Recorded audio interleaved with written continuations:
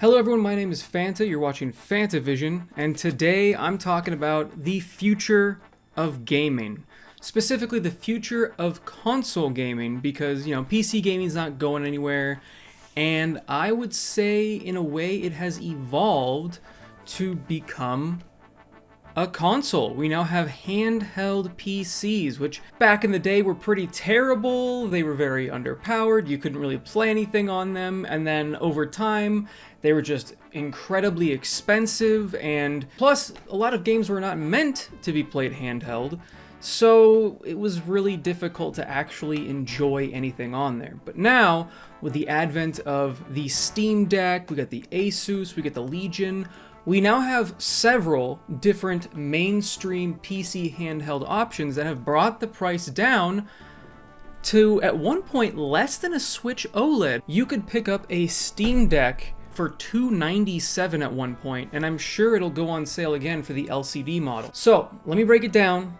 3 simple reasons why I think these handheld PCs are the future of console gaming. I'd buy that for $1. Number 1, and I would argue is the most important for a lot of people, price. The cost to entry for one of these handheld PCs is essentially the same price, if not cheaper, than a console. You could get the LCD model for $297, and that is cheaper than the Nintendo Switch. So there you go, you've already gotten into the handheld PC game market, but you don't have to pay yearly fees, you're not stuck with whatever games the Switch can run, and it's certainly going to play games a lot better than the Switch. And then even if you do get the more expensive models, for instance, this is the Steam OLED.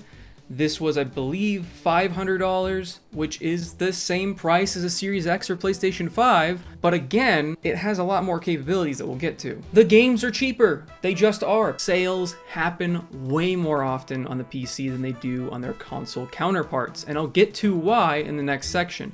But there are so many game deals, there's so many games that are just incredibly cheap, and because of companies like Humble Bundle, you can get a massive collection of games for relatively cheap.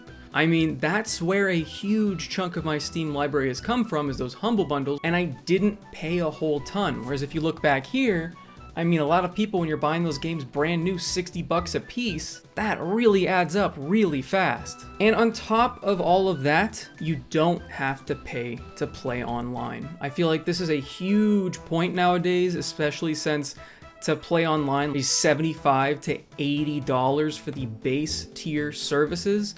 I mean, it's gotten ridiculous. You could argue, well, I'm not including the Switch because it's like $20 or $10 a year or something like that. It's super cheap, but there aren't really that many games to be played online with the Switch, whereas Xbox and PlayStation have a ton of games that you want to play online, so you're gonna want to pay for that service. And I would say you feel like you're missing out if you're not paying for that online subscription. And that online subscription just keeps going up in price because they can, because you're stuck on that platform and you can't really do anything about it.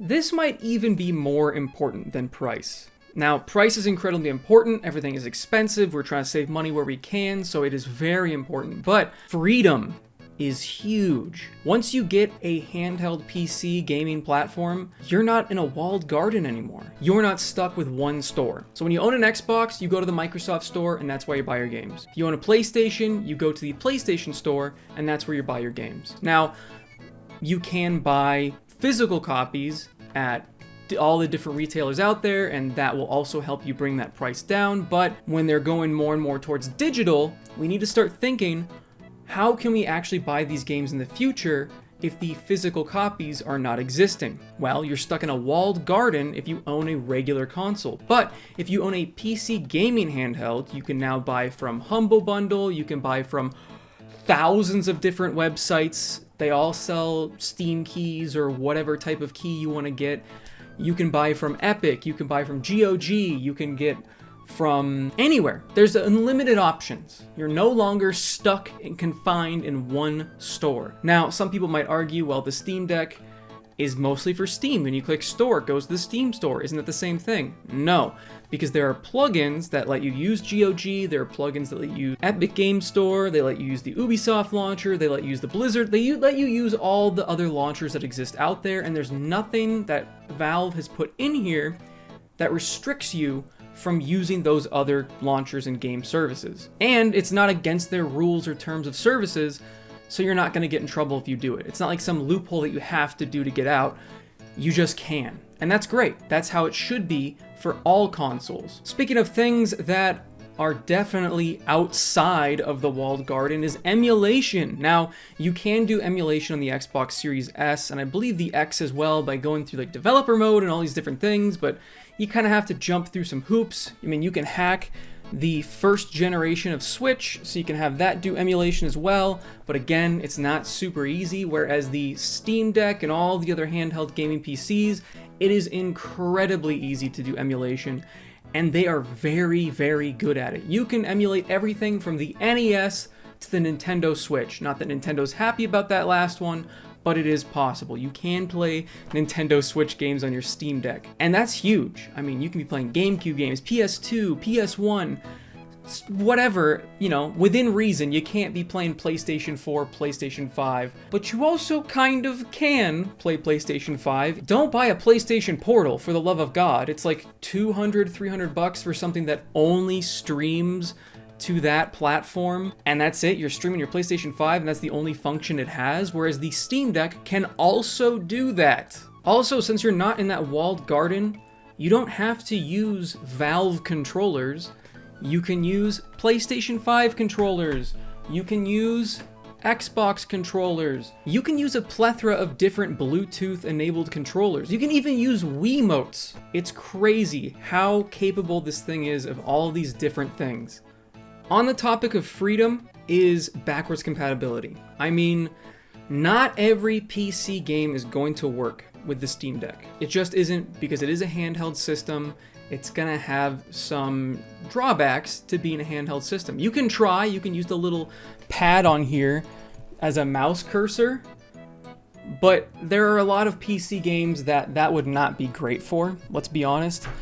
I don't really want to play an RTS on the Steam Deck. Maybe Age of Empires 2 or Age of Empires 4, because I know that they've actually built in mind using a controller, since you can play those games on the Xbox. I still wouldn't want to do it, but they have made it very playable with a controller and with the Steam Deck, which I applaud them for. And also, if you buy an entire library of games on the Steam Deck and then you decide, you know what, I want to go to the Asus or I want to go to the Legion, you can do that. You're not going to suddenly lose your entire library. If you go from a PlayStation to an Xbox, you've lost all of your games. If you go from a Switch to an Xbox, Switch to a PlayStation, if you're going between those three systems, your games are not going to carry over.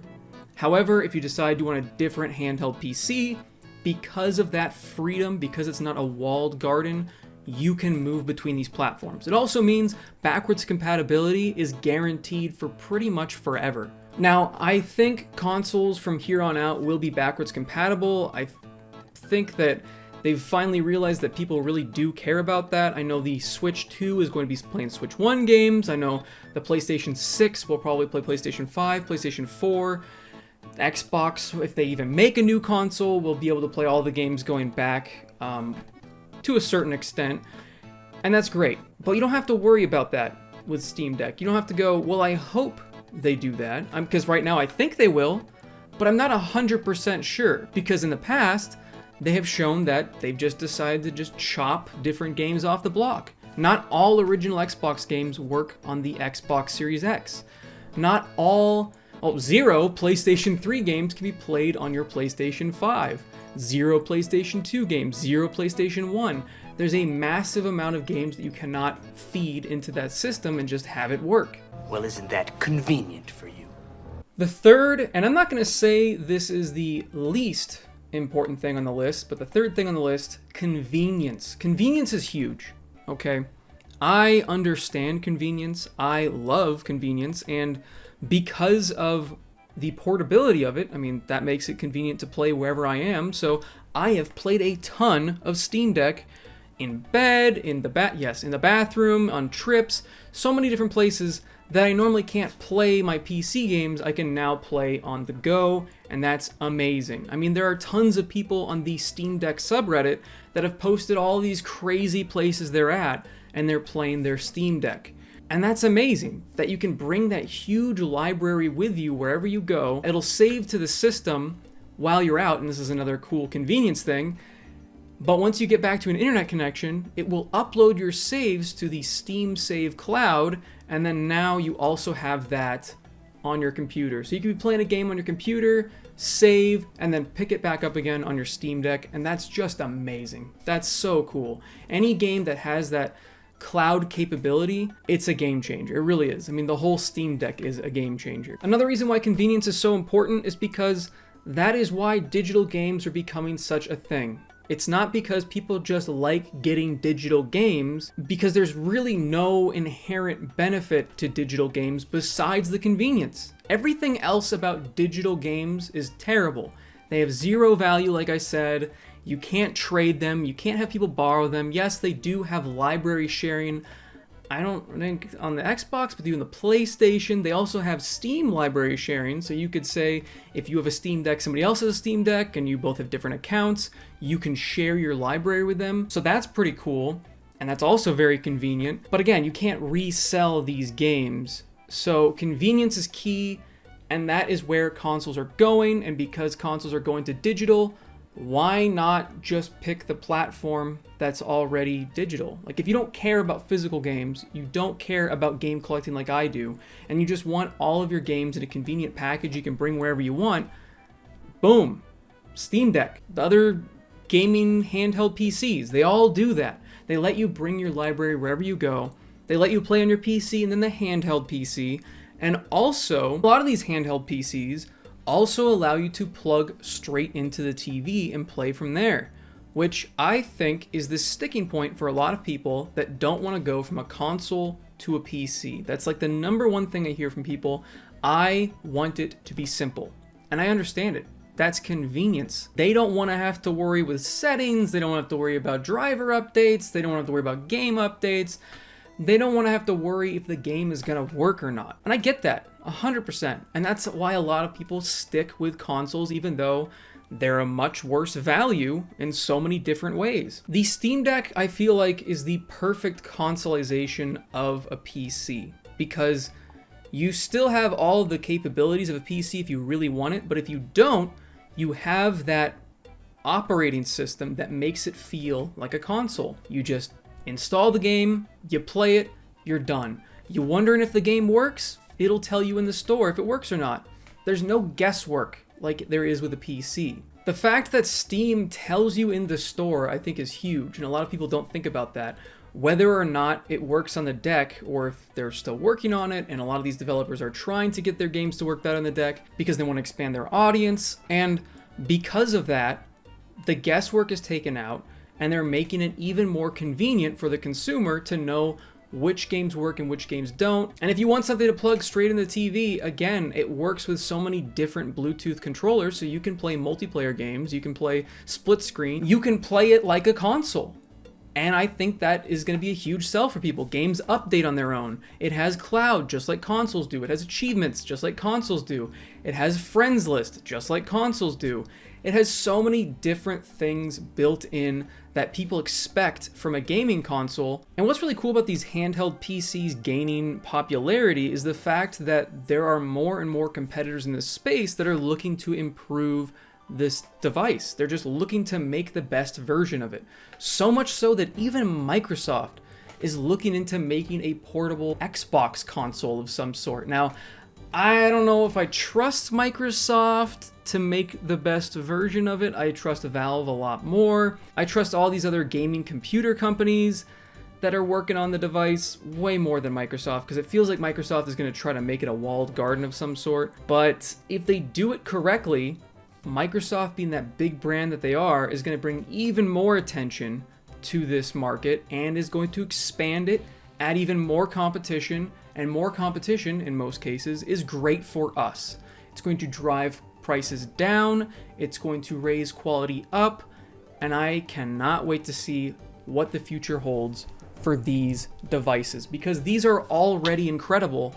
So I can't wait to see what they're like at their max potential. I genuinely have absolutely fallen in love with this thing. I bought it on a complete whim. I was maybe gonna make a video on it, I wasn't sure, but now that I've played it, I understand the hype. I really do. And I'm glad I got this. The downside is that I have not put up a video in like 3 months, but I've been playing video games. I don't normally do that very often. I don't have time to play video games, but because of the convenience, the portability, all of that, this has completely changed the way I play games and has allowed me to enjoy them a lot more. So I'm so excited these exist. I'm so happy. And I think these are truly the future of gaming because they give us, the customer, the best value. They give us freedom. And they give us convenience, which they're trying to sell us with just digital games, but this provides a hell of a lot more than what they're offering. So let me know what you think down in the comments if you think I'm right about these consoles being the future consoles that Sony's gonna try their hand at it. I mean, Nintendo already has. I think that's what really started it off, was the Nintendo Switch selling as well as it has. I mean, the Nintendo Switch has sold so many units because of the fact that you can play it at home, you can play it on the go, it's convenient, it's just a really nice package. But these handheld PCs take it a step further by giving you all that and exiting that walled garden. And I think that is really what is going to push those towards the forefront of the gaming market. Like the video if you guys liked it, subscribe for more content because there is more on the way, I promise. I've got a couple videos in the pipeline. I'm not going to take this long of a break again, I'm sorry. And as always, have a fantastic day. See you, everybody.